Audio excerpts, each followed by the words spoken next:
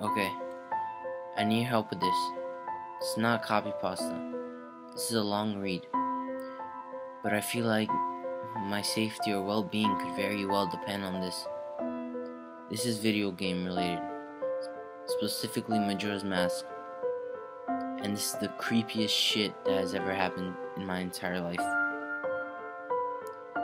Having said that, I recently moved into my dorm room, starting as a sophomore in college, and a friend of mine gave me his old 64 to play.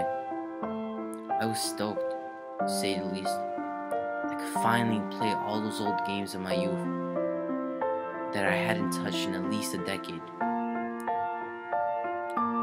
His Nintendo 64 came with one yellow controller and a rather shady copy of Super Smash Bros. And while beggars can't be choosers, needless to say, it didn't take long until I got bored of beating level 9 CPUs. The weekend I decided to drive around a few neighborhoods, about 20 minutes or so off campus, hitting up the local garage sales, hoping to score some good deals from ignorant parents. I ended up picking a copy of Pokemon Stadium, GoldenEye, fuck yeah, F-Zero, and 2 controllers for $2. Satisfied, really satisfied, I began to drive out the neighborhood, when one last house caught my attention. I still have no idea why it did. It felt like I was drawn to it somehow. There were no cars there, and only one table was set up and a random junk on it. But something sort of drew me there. I usually trust my gut on these things, so I got out the car, and I was greeted by an old man. His outward appearance was, for the lack of a better word, displeasing. He was odd. If you asked me to tell you why I thought it was pleasing, I couldn't really pinpoint anything. There was just something about him that put me on edge. I couldn't explain it. All I can tell you is that if it wasn't in the middle of the afternoon and there were other people within shouting distance, I wouldn't have even thought of approaching this man. He flashed a crooked smile at me and asked me what I was looking for, and immediately I noticed that he must have been blind in one eye, in one of his eyes. His right eye had that glazed over look about it. I forced myself to look to his left eye. Instead of trying to offend, and asked him if he had any old video games. I was already wondering how I could politely excuse myself from the situation when he would tell me he had no idea what a video game was. To my surprise, he said he had a few ones in his old box. He assured me he'd be back in a jiffy, and turned and head back into his garage. As I watched him huddle away, I couldn't help but notice what he was selling on his table. Littered across his table were rather weird paintings, various artworks that looked like ink blots that a therapist might show you. Curious, I looked through them. It was obvious why no one was visiting this guy's garage sale. They weren't exactly appealing to people. As I came to the last one, for some reason, it almost looked like Majora's Mask. The same heart-shaped body and little spikes protruding outward. I just thought that since I was secretly hoping to find that game at these garage sales, some bullshit was projecting itself into the ink blots. But given the events that happened afterwards, I'm not so sure now. I should have asked the man about it. I wish I would have asked the man about it. After staring at the Majora's Mask blot, I looked up at the old man that was suddenly there again, arm's length in front of me, smiling at me. I'll admit it, I jumped out of reflex, and I laughed nervously. As he handed me the Nintendo 64 cartridge, it was standard gray color except for something written on it, Majora, on it with black permanent marker. I got butterflies in my stomach as I realized that the coincidence this was. As I asked him, I got butterflies in my stomach as I realized what a coincidence this was, and asked him how much he wanted for it. The old man smiled at me and told me that I could have it for free. That it used to belong to a kid who was about my age that didn't live here anymore. There was something weird about how the man phrased that, but I didn't really pay any attention to that. I was too caught up in not only finding the game but getting it for free. I reminded myself to be a little skeptical since this looked like a pretty shady cartridge, and there's no guarantee it would work. But then the optimist inside me interjected that maybe it was some kind of beta version or pirated version of the game that was all I needed to be back on Cloud 9. I thanked the man, and the man smiled at me and wished me well, saying, "Goodbye then." At least that's what it sounded like to me. All the way in the car ride home, I had a nagging feeling and a nagging doubt that the man had said something else. My fears were confirmed when I booted up the game. To my surprise, it worked just fine, and there was only one save file named simply Ben. "Goodbye, Ben," he was saying. "Goodbye, Ben." I felt bad for the man. Obviously a grandparent and obviously going senile. And I, for some reason or another, reminded him of his grandson, Ben. Out of curiosity, I looked at the save file, as I normally do in Pokemon and other Legend of Zelda games. Eyeballing it, I could tell that he was pretty far in the game. He had almost all of the masks, and 3 out of 4 remains of the bosses. I noticed that he had used an owl statue to save his game. He was on day 3 and the Stone Tower Temple with hardly an hour left before the moon would crash. I remember thinking that it was a shame that he had come so close to beating the game, but he had never finished it. I made a new save file named Link out of tradition and started the game, ready to relive my childhood.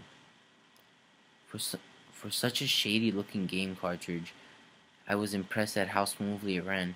Literally just a retail copy of the game, save for a few minor hiccups here and there, like textures being where they shouldn't be, random flashes of cutscenes at odd intervals, but nothing too bad I couldn't handle. However, the only thing that was a little unnerving was that at times the NPCs would call me Link, and at times the NPC would call me Ben. I figured it was just a bug, a fluke in the programming causing our files to get mixed up or something. It did kind of creep me out though, after a while. And it was around after I had been the Woodfall Temple that I regrettably went into the save files and deleted Ben. I had intended to save the file just out of respect for the game's original owner. It's not like I needed two files anyway. Hoping that would solve the problem. It did, and it didn't. Now NPCs wouldn't call me anything. Where my name should be, the dialogue would just be blank with a black background in the back. My save file name was still called Link though.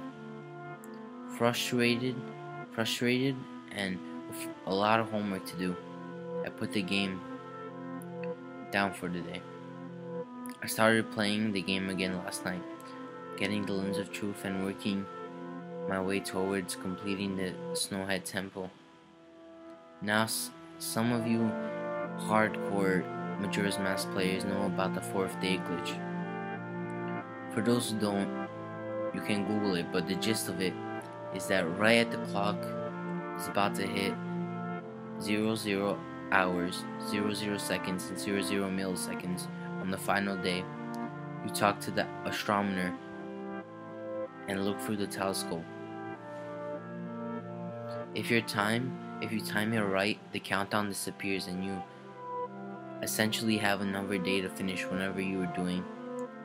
Deciding to do this glitch to try to finish the game Snowhead Temple, I happened to get it right on the first try, and the time counter at the bottom disappeared. However, when I pressed B to exit the telescope, instead of being greeted by the astronomer, I found myself in a Majora boss fight room at the end of the game. Staring at the Skull Kid hovering above me, there was no sound, just him floating in the air above me. And the background music was regular for the area, but still creepy. Immediately my palms began to sweat. This was definitely not normal. Skull Kid never appeared here. I tried moving around the area, and no matter what I went, Skull Kid would always just be facing me, looking at me, not saying anything. Nothing would happen though, and this kept up for around 60 seconds. I thought the game had bugged or something, but I was beginning to doubt that very much. I was about to reach the reset button when the text appeared on my screen.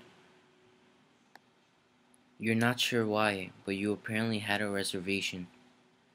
I instantly recognized this text. You get that message when you get the room key from Anju at the Stockpot Inn. But why was it playing here? I refused to entertain the notion that it was almost as the game was trying to communicate with me. I started navigate the room again, testing to see if there was some sort of trigger that enabled me to interact with something here.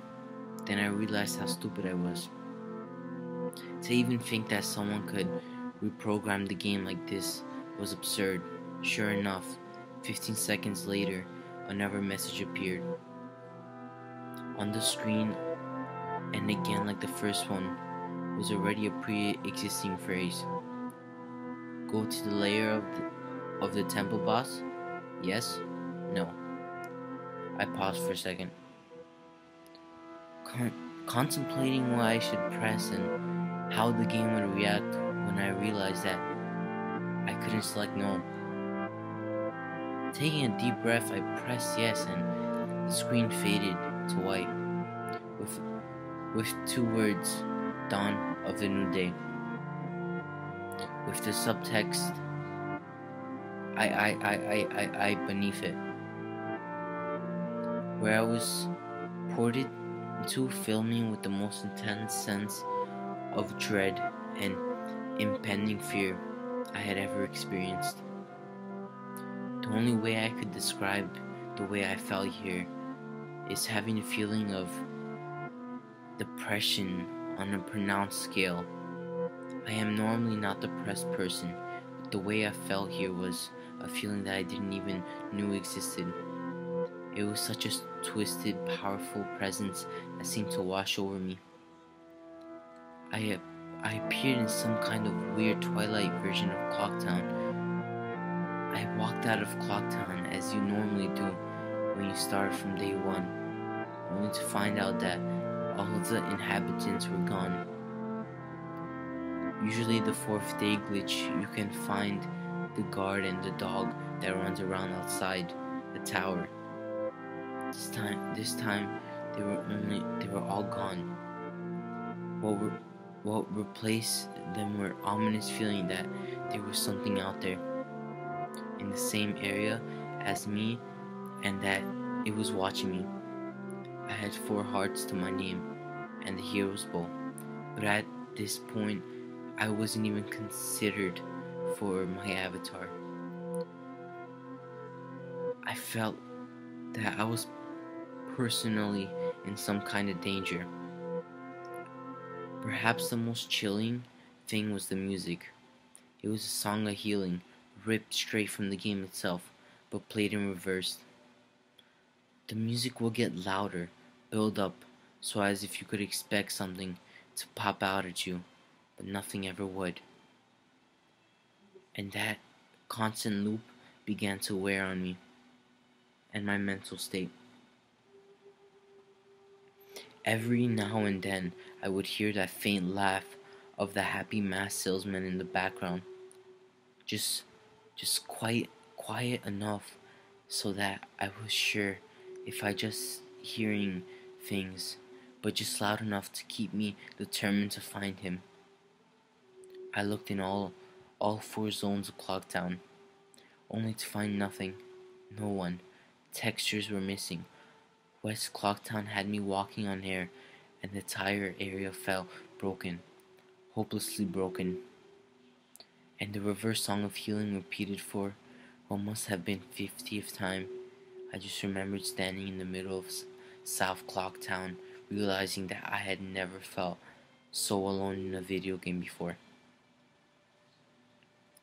As I walked through the ghost town, I don't know whether it was the combination of the out of place textures or the atmosphere and the haunting melody of the once peaceful and soothing song being butchered and distorted.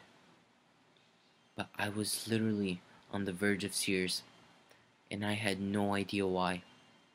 I hardly ever cry. Something had gripped me here, and this powerful sense of depression was both foreign and crippling. I tried leaving Clocktown, but every time I attempted to zone out of the screen would fade to black and I would just zone into another part of Clocktown. I tried to play the ocarina. I wanted to escape, and I did not want to be here. But every time I played the Song of Time or Song of Soaring, it would only say, "Your notes echo so far," but nothing happens. By this point, it was obvious the game didn't want me to leave, but I had no idea why it was keeping me here. I didn't want to go inside the buildings. I felt that I would be too vulnerable there to whatever I was terrified of. I don't know why, but I came up with the idea that maybe if I drowned myself in the laundry pool, I could spawn somewhere else and leave this goddamn place. And as I zoned in and ran towards the pool, that's when it happened. Link grabbed his head, and the screen flashed for a brief moment, the happy masked salesman smiling at me. Not Link, me. The Skull Kid scream playing in the background, and when the scream returned, I was staring at Link's statue from playing the song of Elegy of Emptiness. I screamed as the thing just stared back at me with the haunting facial expressions. I turned around, ran out of the back of South Clocktown, and to my horror, the fucking statue followed me in the only way I could compare is like the weeping angels from Doctor Who. Every so often, at random intervals, the animation would play as the statue appearing behind me. It was like the thing was chasing me, or I don't even want to fucking say it, haunting me. By the point, by this point, I was on the verge of hysteria, but not even once did the thought of turning off the console occur to me. I don't know why. I was wrapped up in it. The terror felt all so real. I tried to shake the statue, but it would literally appear right behind me every single time Link started to begin to make weird animations. I've never even seen them before. He would flail his arms around, spasm randomly, and the screen would cut to the happy masked salesman smiling again for a brief moment before I would be face to face with the fucking statue again.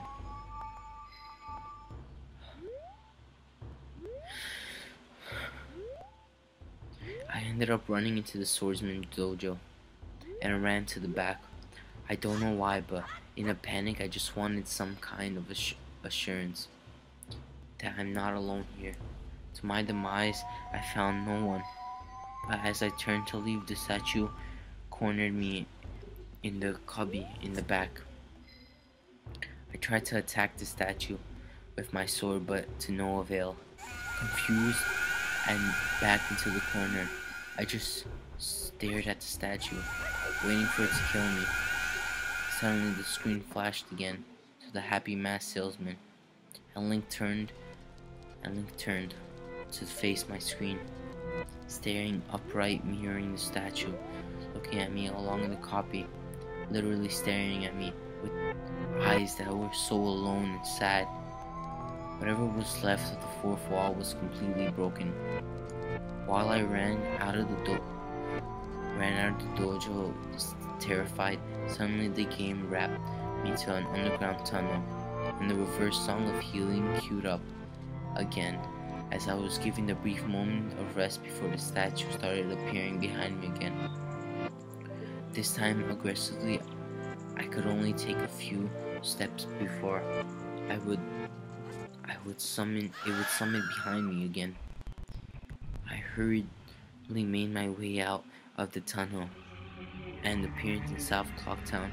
As I ran aimlessly in the shriek panic, suddenly a re-dead screamed, and the screen faded to black as dawn of a new day, and 11111111 appeared again. The screen faded in, and I was standing on top of Clocktown with Skull Kid hovering over me, silent. I looked up at the moon was back, looming just meters above me. At the Skull Kid just staring at me hauntingly. The fucking mask. A new song was playing. The Stone Tower Temple theme played in reverse. In some sort of desperate attempt, I equipped my bow and fired off a shot to Skull Kid. And it actually hit him. And he played the animation of him reeling back. I fired again and again, and on the third arrow, the text appeared saying, "That won't do you any good. He." And I was picked up off the ground, levitated upwards on my back, and Link screamed as he burst into flames, instantly killing him. I jumped when this happened. I had never seen this move used by anywhere in the game, and Skull Kid himself didn't have any moves. And the death screen playing. Game over. My lifeless body still burning. The Skull Kid laughed, and the screen faded to black, only to have me reappear in the same place. I decided to charge him, but the same thing happened. Link's body was lifted off the ground by some unknown force, and he immediately burst into flames again, killing him. This time during the death scream, the faint sounds of the reverse song of healing could be heard. On my third and final try, I noticed that there was no music playing. The time that all three was was was so eerily. I remember that in the original encounter with Skull Kid, you were supposed to use the ocarina time to either travel back and summon the giants. I attempted to play the Song of Time, but before I could hit the last note, Link's body once again horrifically exploded into flames and he died. As the death screen neared its end, it began to chug, and as if the cartridge was trying to produce a lot of something. When the screen came to, it was the same scene that the first 3 times, except that Link was lying on the ground, dead in the position I had never seen the game before. His head tilted towards the camera, and the Skull Kid floating above him. I couldn't move. I couldn't press any buttons. All I could do was just stare at Link's dead body. After around 30 seconds of this, the game simply fades out with a message. You've met with a terrible fate, haven't you? Before kicking me out to the title screen. Upon getting back into the title screen and starting again, I noticed my save file was no longer there. Instead of Link, it was replaced with Your Turn. Your Turn had 3 hearts, 0 mask, and no items. I selected Your Turn, and immediately when I did, I returned to Clocktown rooftop scene of my Link dead and the Skull Kid hovering over, with the Skull Kids laughing, looping again and again. I quickly hit the reset button, and when the game booted up again, there was one more save file added below. Your Turn, entitled Ben's save file is right back where it was before I deleted it, at Stone Tower Temple, with the moon almost crashing. I turned the game off at that point. I'm not superstitious, but this is way too fucked up even for me. I haven't played it at all today. Hell, I don't even get any sleep last night. I keep hearing the reverse Song of Healing music in my head, and just remembering the scene of dread I felt exploring Clocktown. I drove back to the old man's house today and asked some questions with a buddy of mine.